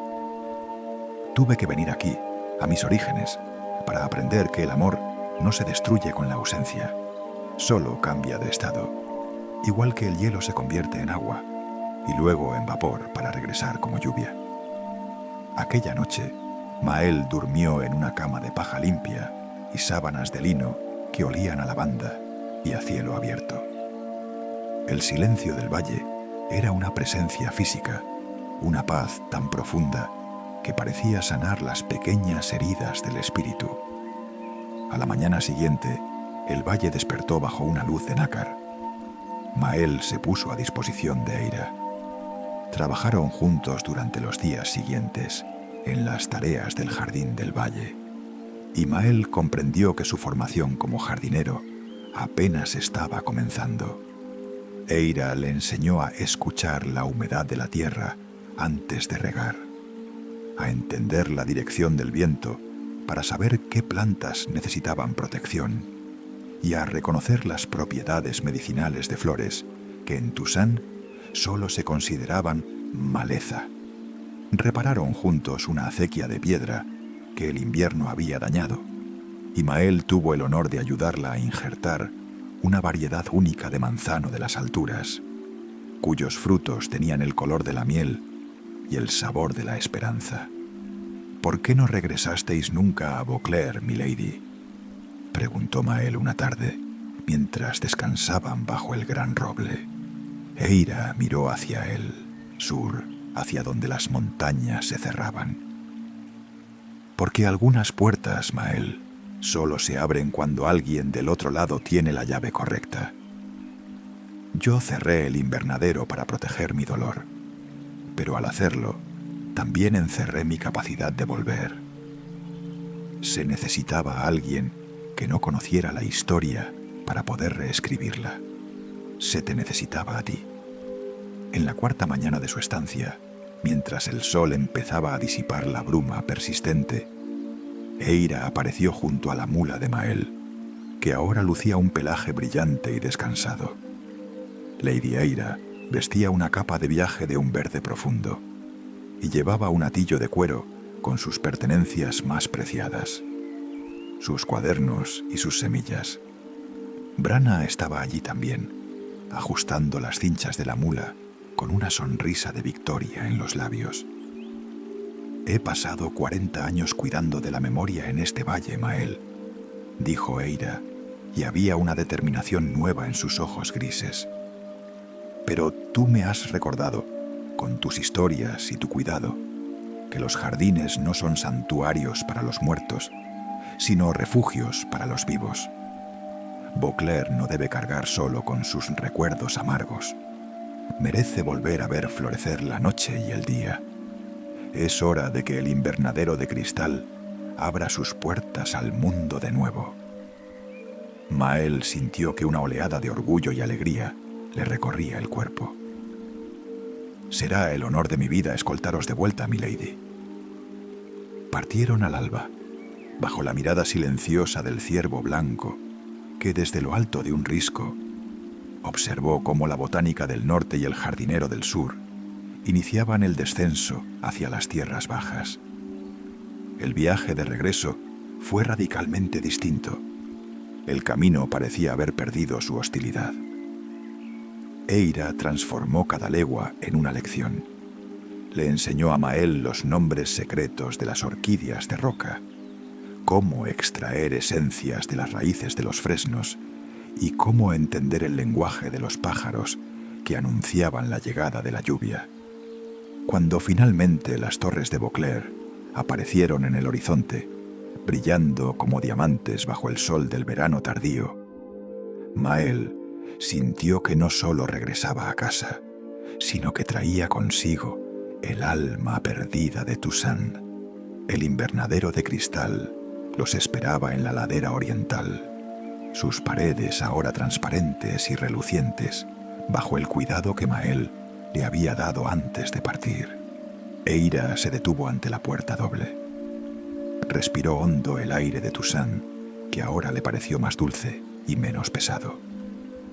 Maël sacó la llave de hierro y le cedió el honor. Las puertas se abrieron sin un solo quejido, como si el propio edificio estuviera conteniendo el aliento de alegría. Lady Aira Bar Aster cruzó el umbral. El silencio que se hizo fue sagrado. Ella recorrió cada sendero que Maël había limpiado, tocó las mesas de nogal, acarició los troncos de los limoneros y finalmente se detuvo ante la enredadera nocturna, que vibró ante su presencia. No hubo lágrimas de tristeza, solo una sonrisa de paz infinita. Se acercó a la mesa circular, puso su mano sobre el cuaderno de nogal y de repente el agua comenzó a correr sola por todos los canales de piedra. La fuente central se elevó hacia la cúpula y las flores azules se abrieron en una explosión de luz, saludando a su creadora. El invernadero no solo había despertado, había vuelto a nacer, y con él la esperanza de que en Beauclerc nada que sea amado de verdad se pierde para siempre. El regreso de Lady Aira Bar Aster a las tierras de Toussaint no fue un evento marcado por el estruendo de los heraldos ducales, ni por el brillo de las trompetas de plata que solían saludar a los héroes de guerra en las plazas de Beauclerc. Pero para la arquitectura de hierro y cristal de la ladera oriental, su presencia fue un evento de magnitud sísmica que pareció alterar la vibración misma del suelo y del aire. En el preciso instante en que su pie cruzó el umbral de entrada, el silencio de 40 años se rompió con una delicadeza técnica que asombró a Maël. El murmullo del agua, que comenzó a brotar por los canales de piedra tallada, se extendió por toda la estructura como una canción que finalmente recordaba su propia letra tras un letargo infinito. El líquido, que descendía por gravedad desde las cisternas ocultas en la colina, no era el agua estancada que Maël esperaba. Era una corriente clara, purificada por un sistema de filtrado de grava y carbón vegetal que Auberon había diseñado décadas atrás y que solo necesitaba el peso de la intención correcta para volver a fluir. El agua llenó las pequeñas tazas de mármol, circuló por las venas de piedra cubiertas de un musgo que recuperó su verdor en segundos y se reunió en la fuente central. Allí, ante la mirada asombrada de Maël, volvió a elevarse un hilo transparente que atrapaba la luz del mediodía, descomponiéndola en un espectro de colores que bailaba sobre los helechos y las palmas, devolviendo al lugar su latido vital. Nadie habló durante lo que pareció una hora sagrada. Maël se quedó de pie junto a la puerta, sintiendo cómo la humedad del aire renovado le acariciaba la piel. Observaba a Eira con una mezcla de respeto y fascinación. Ella no era una visitante en aquel lugar, era su eje central, la razón de ser de cada viga de hierro y cada placa de vidrio. La vio recorrer los senderos con un paso que no parecía tocar el suelo, sino fluir sobre él, como si el mosaico de la entrada reconociera su peso y se alegrara de recibirlo tras tanto tiempo de soledad.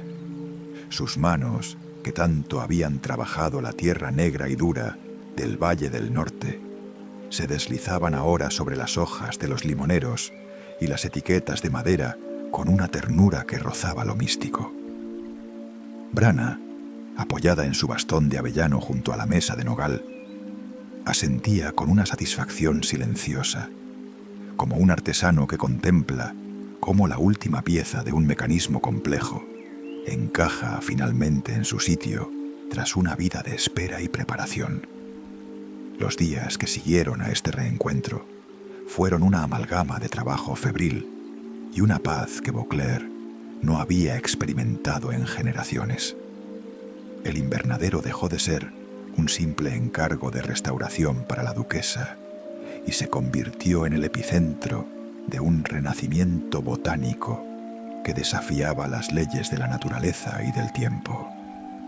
Mael trabajaba desde antes del alba, cuando el rocío todavía plateaba los cristales exteriores y la bruma de la ladera oriental envolvía el edificio como un sudario de seda fría. Eira llegaba poco después, siempre con un cuaderno nuevo bajo el brazo y sus manos cargadas de las semillas que habían traído del valle de Glencairn. Eran semillas extrañas, algunas oscuras como el carbón, otras brillantes como pequeñas perlas de nácar, cada una envuelta en trozos de lino fino, como si fueran joyas de una corona perdida.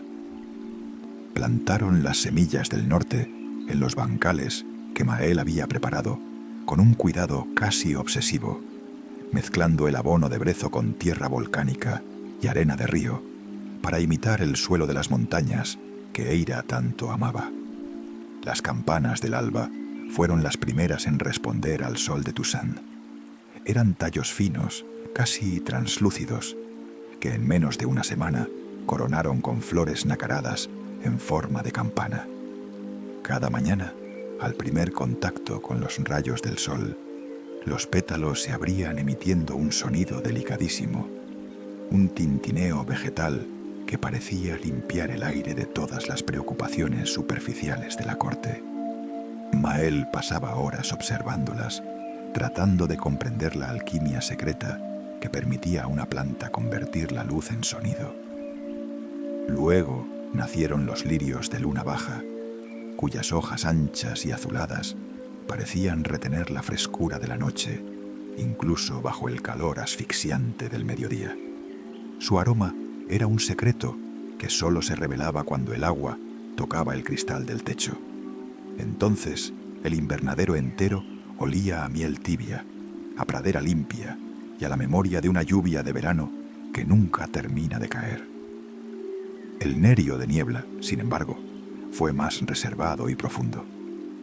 Sus brotes permanecieron ocultos bajo la tierra durante semanas, como si estuvieran evaluando si Beauclerc era realmente un lugar digno de su belleza y de su fragilidad. Eira pasaba horas sentada frente a su bancal, hablándole en esa lengua antigua del norte, recordándole que la tierra de Toussaint también podía ser un hogar si se la trataba con la verdad necesaria y el respeto que merece todo lo vivo.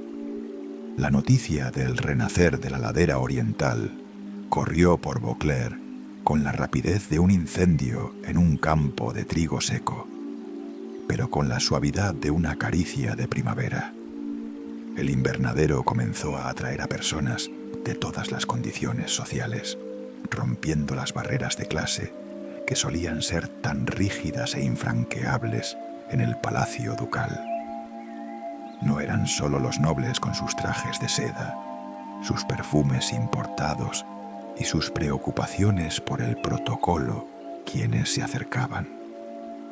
Eran los panaderos con las manos todavía blancas por la harina del primer horneado, las costureras con los ojos cansados de coser encajes infinitos para los bailes de la noche, y los mozos de cuadra que buscaban un respiro del olor a cuero viejo y sudor de caballo. Mael se convirtió en el anfitrión de una procesión silenciosa de almas que buscaban algo que no sabían nombrar, una conexión con la tierra que la vida urbana les había arrebatado. Dama Serafín apareció una tarde de martes, escoltada por 2 criados que cargaban pesados rollos de tela de lino crudo para renovar las sombras de verano del techo, que ahora debían ser perfectas. Recorrió el lugar con las manos entrelazadas a la espalda, sus ojos de administradora, analizando cada cambio, cada brote y cada detalle con una mezcla de rigor y asombro que no podía ocultar tras su máscara de frialdad oficial. Se detuvo ante un ejemplar de menta lunar que brillaba con luz propia bajo la sombra protectora de un helecho gigante. Mael la observó desde una distancia prudencial y notó cómo la rigidez de sus hombros se relajaba por primera vez en años, como si el aroma de la planta hubiera disuelto las tensiones de la burocracia. Ella confesó, en un susurro que Mael alcanzó a oír, que a pesar de haber administrado las cuentas, las intrigas y los banquetes de Beauclerc durante 2 décadas, sospechaba que lo que Mael y Eira estaban logrando allí, entre tierra y cristal, era mucho más útil y duradero para el reino que todas sus cifras y decretos. Branagh, desde su rincón habitual junto a los limoneros, le recordó con su habitual ironía que la belleza y los banquetes debían coexistir en armonía, pues el alma y el cuerpo se alimentan en la misma mesa de la vida. La duquesa llegó pocos días después de la visita de Serafine, acompañada de un séquito brillante que se movía bajo el sol como una bandada de aves exóticas. Vestía de amarillo claro, un color que evocaba la luz de la mañana, y llevaba un sombrero de ala ancha que arrojaba una sombra elegante sobre su rostro, lleno de una curiosidad auténtica y vibrante. Al entrar, las flores nocturnas se abrieron en un gesto de cortesía vegetal que dejó a todos los cortesanos sin habla y sumidos en un silencio de asombro. La duquesa, conmovida por la atmósfera del lugar, decretó en ese mismo instante que el invernadero debía permanecer abierto para todos los habitantes de Toussaint, convirtiéndose en el corazón espiritual y el pulmón de la ciudad. Quería que el zapatero humilde y el magistrado severo compartieran el mismo aire purificado por las plantas del norte y la misma paz que emanaba de la fuente. Para ella, el invernadero ya no era una propiedad de la corona, sino un regalo del pasado al presente. Cuando llegó finalmente el Festival de la Cosecha, el invernadero fue su centro secreto y más preciado. Mientras en las plazas principales de Beauclerc, la música de taberna era ruidosa y los bailes eran frenéticos y sudorosos, en la ladera oriental se mantenía una atmósfera de reverencia sagrada que parecía proteger el lugar del caos exterior. Colgaron faroles de papel de seda entre los rosales exteriores, que ahora crecían con una fuerza sobrenatural, y los músicos del palacio instalaron un rincón de cuerdas suaves junto al estanque de los cisnes. Quien entraba en el invernadero aquella noche lo hacía por un instinto casi animal, en voz baja y con pasos amortiguados.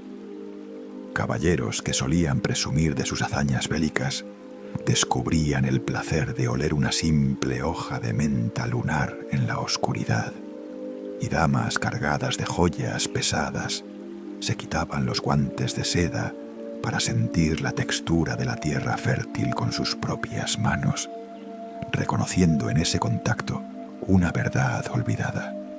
Al caer la medianoche, en el punto álgido del festival, Eira pidió que se apagara la mayoría de los faroles. El cielo de Toussaint apareció entero y majestuoso sobre la cúpula de cristal, limpio de nubes y profundo como un océano de tinta. El gran astrolabio de Oberon descendió una vez más desde las sombras de las vigas, sus aros dorados girando con un murmullo musical que parecía estar en perfecta armonía con la música de las esferas celestes que sólo los iniciados pueden oír. Branagh miró a Mael con una mirada que era a la vez un mandato y una bendición, indicándole que era el momento de compartir su historia con los presentes. Mael, sentado junto a la mesa circular de nogal, que ahora brillaba como si fuera nueva, comenzó a narrar cómo había encontrado la llave enterrada bajo el polvo del olvido y cómo el jardín le había enseñado que la paciencia es la forma más alta de la sabiduría. Eira tomó la palabra después, añadiendo la historia del astrónomo que enseñó a las rosas de Beauclair a mirar las estrellas para no temer a la noche. Y Branna cerró el relato hablando de los valles ocultos, que solo esperan a quienes tienen las manos limpias y el corazón dispuesto a la escucha. Mientras hablaban, las flores nocturnas se abrieron en una explosión sincronizada de luz azul y plateada, inundando el espacio de una luminiscencia que no era de este mundo. El astrolabio proyectó en el techo un mapa de luz que unía el invernadero con cada hogar de la ciudad, simbolizando que la belleza de un solo lugar puede sostener la esperanza de miles. Pasaron las estaciones con la cadencia natural de un poema bien escrito. En primavera, las puertas de hierro se abrían de par en par, con el primer canto de los mirlos que regresaban a anidar en los setos. En verano, las cortinas de lino ondulaban con las brisas perfumadas que subían desde los viñedos, refrescando el aire para los visitantes que buscaban refugio del sol. Mael continuó siendo el jardinero jefe, aunque en las tabernas y los mercados de la ciudad comenzaron a llamarlo con un respeto casi religioso, el custodio de la luz. A él no le importaban los nombres ni los títulos honoríficos. Seguía retirando las hojas secas de los parterres con la misma atención meticulosa y el mismo amor que el primer día que entró en la ruina, sabiendo que en cada pequeño gesto de cuidado reside una forma de eternidad que desafía a la muerte. Eira, por su parte, escribió nuevos cuadernos de bitácora botánica, llenando las estanterías de la cámara secreta con una sabiduría que combinaba la ciencia del norte con la calidez del sur. Enseñó a una nueva generación de aprendices jóvenes a realizar injertos sin herir la sensibilidad de la planta y a esperar los ciclos de la naturaleza sin la impaciencia tóxica de la modernidad.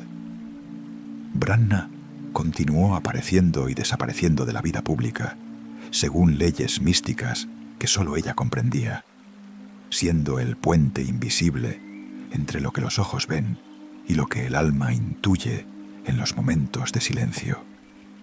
Una tarde de lluvia suave de otoño, cuando el olor a tierra mojada lo inundaba todo, Mael encontró sobre la mesa de nogal una caja de madera de peral que no recordaba haber visto nunca antes. Al abrirla, encontró una llave nueva, forjada en un hierro claro y brillante que no conocía el óxido, grabada con la forma de una hoja de vid y el símbolo del infinito. Ya no necesitaba preguntar qué puerta abría.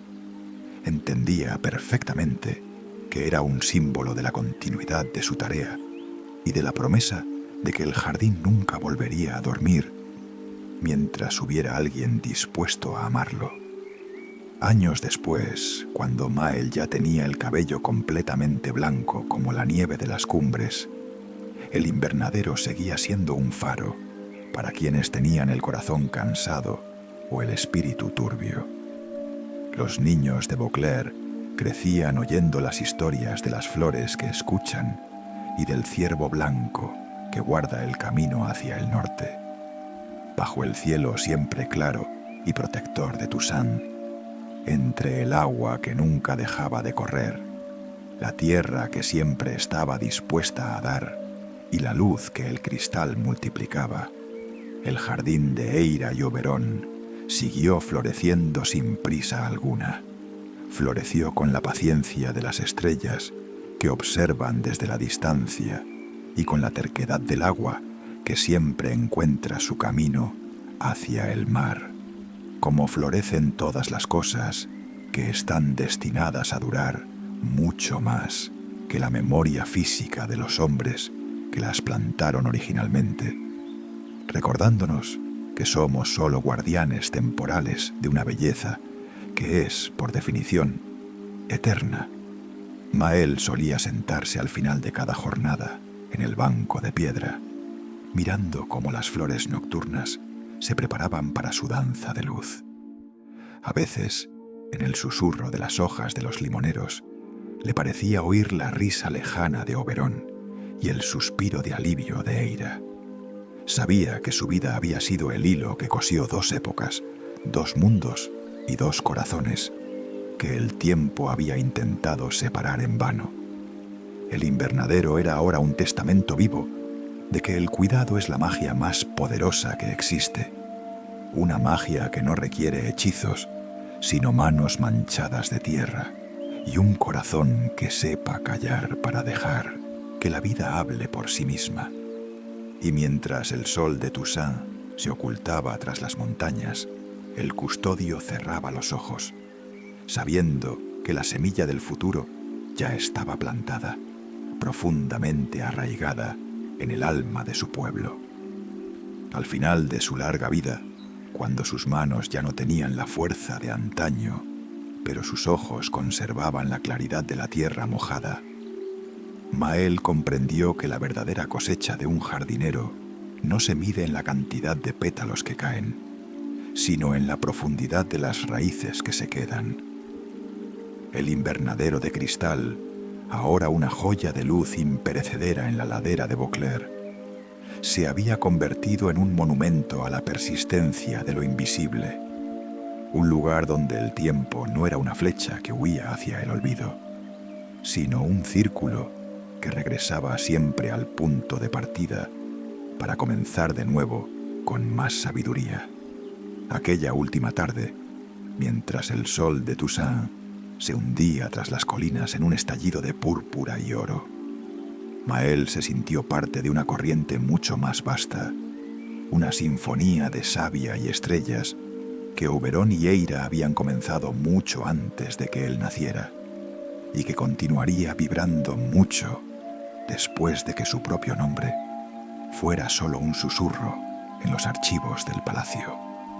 La pequeña llave de hierro claro que guardaba en su bolsillo pareció vibrar una última vez, no como un objeto metálico, sino como un latido de pura conciencia que le recordaba que la belleza no necesita ser poseída para ser real, solo necesita ser protegida con una devoción callada.